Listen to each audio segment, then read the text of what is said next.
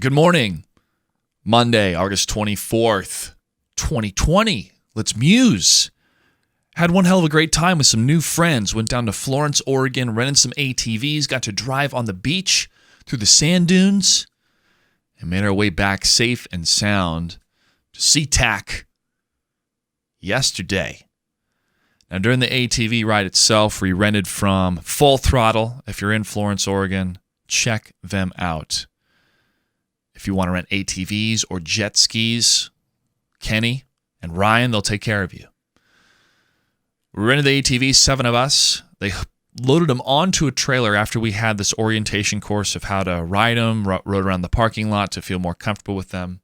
Then they loaded them onto a trailer. We followed them in the trailer to the South Jetty sand dunes, parked in the parking lot, and then unloaded the ATVs, and we were ready to rock and roll. Gave us the lowdown, showed us the map, saying, okay, got to watch these ridges, be careful of these sand cliffs, be aware of snow blindness, which was very apparent out there. You can't think that it's going to be flat when you're coming to the crest of the dune. It can drop straight down, so you got to be careful. After having the orientation and feeling more comfortable in the ATVs, we were ready to rock and roll. And so we made our way across this trail over to the beach, and it opened up, and you saw the ocean. We had no idea what to expect. And when I saw that ocean unfold in front of our eyes as we reached the crest of that sand dune, I thought, this is amazing. And we get to drive on the beach. I didn't think this was possible. So we started to fly down the beach, waves crashing, staying away from the water. Don't want the seawater to hit the ATV because it's not good. And I was enjoying every sight, marveling at what I was seeing in front of me. And you could see the other people on the ATVs in front of me almost disappearing into the mist way further ahead. And then you would see dune buggies or other vehicles coming the opposite way down the beach slowly start to appear. It was like Mad Max, but next to the Oregon coast, on the Oregon coast. And as we made our way all the way down, we're supposed to take a left at this specific sign because that's this dedicated area of the beach that allows for vehicles to be there. And we take the left, and then it opens up to more foliage and some trees, then these big sand dunes. And then there's the flats that's next to the trees, and you can take the flats all the way back up to where you started. So we did that, and we stayed as a group, make sure everybody was doing okay. And then we reached to the flats. And they're, all right, follow Joshua. And so they were following me for a while, but then we split up. And there was 3 of us at one time. We were waiting around, and then one person took off. And I was like, all right, I'm going to go. So I went, and I made the loop, and I found myself alone. So I was flying. I was going down the beach and just enjoying the sight once again. And I found myself at the very south to take the left turn. And I saw more ATVs and motorcycles and dune buggies heading down towards these dunes at the further south side of the dune area, the South Jetty. So I decided I'm going to head that way. And I was following tracks wherever I could and taking it slow where I could, not to fall down to my left or to my right on some of these like sand dune bridges to get over to these different areas. And just feeling out the controls and the ATV's performance and kind of what the limits were, but not pushing myself. Also, I wanted to not fly down the beach again because the ATV that I rented was having some throttle issues for some reason, but I think it was just low on gas at the time. And she started to putter and would go back down to like 25 miles an hour. I was like, okay. And then it'd go back up to 40, but I decided maybe it's overheating, not sure what's up. I'll just chill down to the sand dunes. So while I'm down there, I'm seeing these really advanced sections, and I'm looking at these tracks going, are those ATV tracks or is that a motorcycle track? Because I can't make some of these same hills or leaps, I'm at least in my mind, because of the weight of the ATV. And I saw some edges that almost looked like it was going straight down. And I saw tracks there, and they look like, ATV tracks, but I saw some dune buggies and a small caravan of a group to my right come up on those dunes. And I'm like, yeah, you got to have some throttle and some power coming up. But if I try to go down, I could flip that thing, and I don't want that thing to flip on top of me. So as I'm maneuvering through the different dunes, I try to take a left on this like sand bowl. Think of this like Mad Max type of sand bowl where you can just go left or right in circles and circles. And these dunes were treacherous. I really had to navigate through to find areas that I felt comfortable with. And I was taking a left turn on one of these dunes, and the ATV was just not going as fast as I wanted it to go. And I could feel the weight of the ATV start to leave the sand, turning to my left. And I thought, God damn it. This is going to happen. So as that happened, I jumped from the ATV because I knew I didn't want it to roll on top of me. And the jump was probably a 5-foot fall because, again, I'm on this curve of a sand dune that's going to curve to the left. So when I landed, it was a fall. And I landed on my hip, knowing that as soon as I landed, I needed to roll and get out of the way of the ATV. So I did, rolled ATV, rolled over, flipped back on its tires, and then just waited. And I got up and I was like, all right, I'm good. My leg's good. I think my butt's going to be bruised, but we'll be all right. Turned the ATV back on and got it out of the danger zone and tried to get it over to the side of these signs that were landmarks of this is, the end edge of the dunes. And I was at the furthest southern tip in the most advanced section into the eastern side. So I'm way in the boondocks of these dunes. But my flag broke off of the ATV and I didn't feel comfortable riding it because I'm like, all right, if I can start it back up and get it back and it's doing okay, if I can putter off to the flats, it'll be way easier to find me on the flats rather than having to navigate these dunes. But because the flag was broken and I was trying to hold the flag when I was maneuvering the ATV to get to safety, I'm like, I don't feel safe trying to get this to a safer area. Let me call the rental guys. They said if it flips and there's an issue, just call us. I thought about not taking my phone with me because I didn't, I wanted the experience to be more about me enjoying the experience rather than trying to take pictures. But I had deep pockets and I said, I better take my phone just in case. And, I took some great pictures. But the issue with the ATV was also, if oil is spilled in the wrong area and if I'm firing that thing up and it's running for a long time, that's going to cause further damage. And that's going to make me, have to pay more money after the rental or the deposit that we put down. So called the guy and he's like, yeah, no problem. I need you to send satellite images from your phone of where you are. And I was trying to look it up online and he's like, oh no, there's an option on Google to do it on Google Maps. And I was like, oh, of course. I was trying to go through Google Maps settings and I didn't see the setting, but it's actually just the layer symbol, at least on my iPhone, it's the layer symbol in the top right.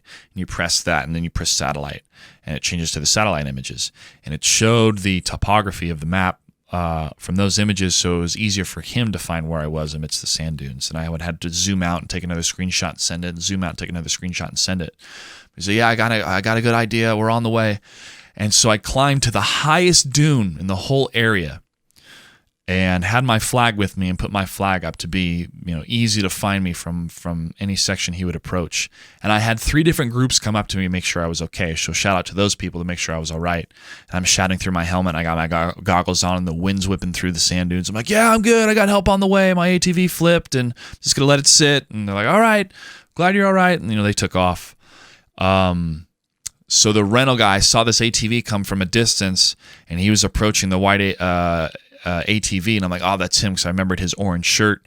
And so I started to climb down the sand dune, and that's when I felt my left butt cheek muscle go, hey, ouch, motherfucker, what was that? I'm going, oh, damn, okay, so I'm coming down the sand dune. Now, it's all right. Like, if I had to run, if there's a stampede behind me, I probably could, but it would hurt like hell. So he's like, you okay? Okay. I'm like, yeah, I'm good. Just fell on my hip. Had an issue with the throttle earlier. I was taking a left turn.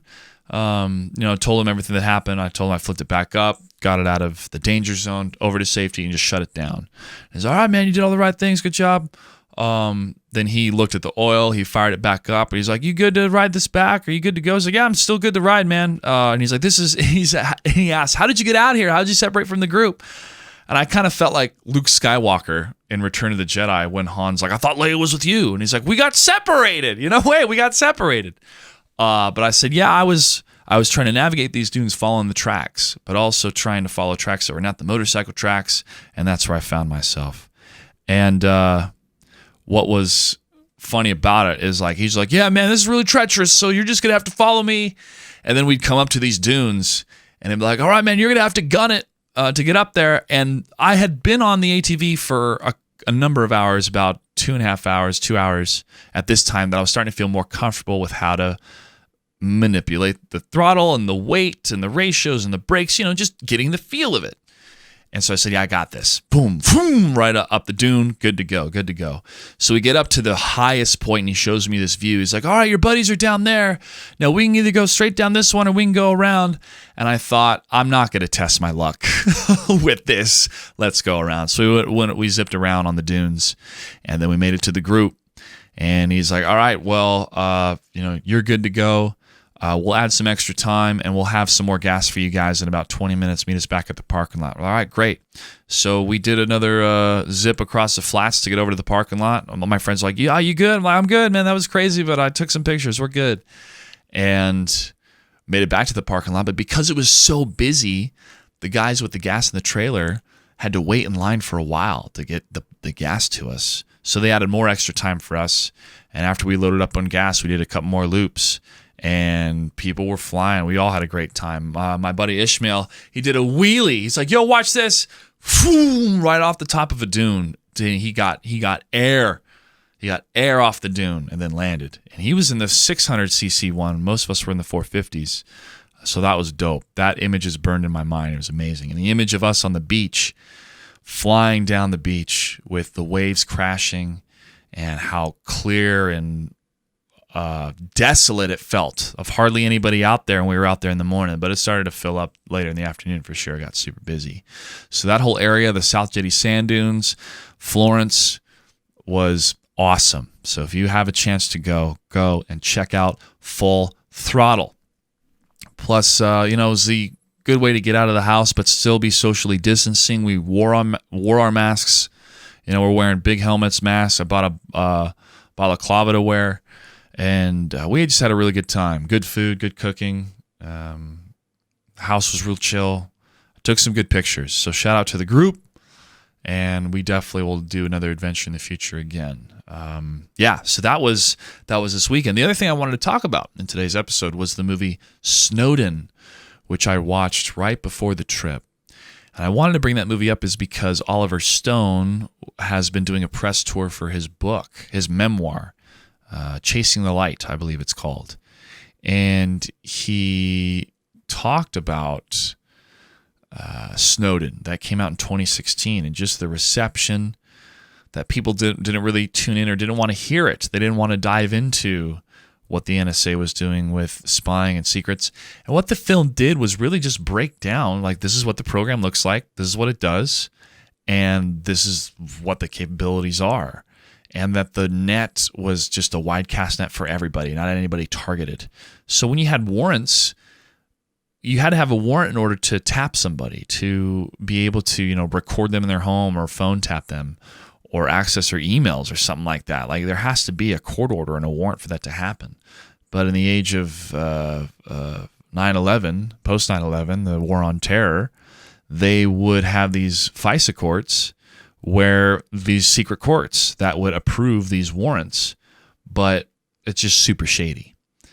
And the real horror of the film and the beauty of the film is the relationship between Edward Snowden and his girlfriend, Lindsay. I believe her last name is Mills. And the dichotomy of their relationship and the stress work brings on that, because it's a real representation of human beings. What if there was a couple out there that the government could have access to of all their information? And if one person knew it and the other person did it, what type of strain that would have on the relationship? So breaking that down in the human emotional context, and Oliver Stone talked about the difficulty of making a movie, because a movie has to be a movie. You have to have certain things to make it a movie and to have the audience receive it and have an emotional effect. And the big, daunting task of trying to explain the importance of Edward Snowden being a whistleblower, and even the response of the American government to it and the change afterwards, Also being familiar with the documentary film Citizen... Is it Citizen 4? I think it's Citizen 4. Maybe Citizen 1. But the documentary about Edward Snowden, the one that they filmed in the hotel, which was fascinating. And also the genius of Edward Snowden in steps to protect himself and to get his story out. It's very, very fascinating. But the role of corruption and what corruption can do, in the wrong hands, and the road to hell is paved with good intentions. Imagine being an officer in the military or working in the intelligence community, and 9/11 happens. And the feeling of loss and guilt and anger you have that it happened on your watch. It was a failure of your generation, as is stated in the film. And the responses to it. And the implications of what America lost with 9/11. And this is more of afterwards musing about the film, of what America became after 9/11, and if that really was the point of Osama bin Laden, was to injure America and create a ripple effect that would further damage and bankroll the country, based off history of empires before it. It's a very fascinating look at human nature, and when you have responsibility to defend a nation, and if your nation's under attack, and what you do and what the capabilities you have, and are those capabilities worth it? Is it worth giving up freedoms for security? And as the founding fathers, I believe Benjamin Franklin would say, if somebody is willing to give up freedom for security, deserves neither.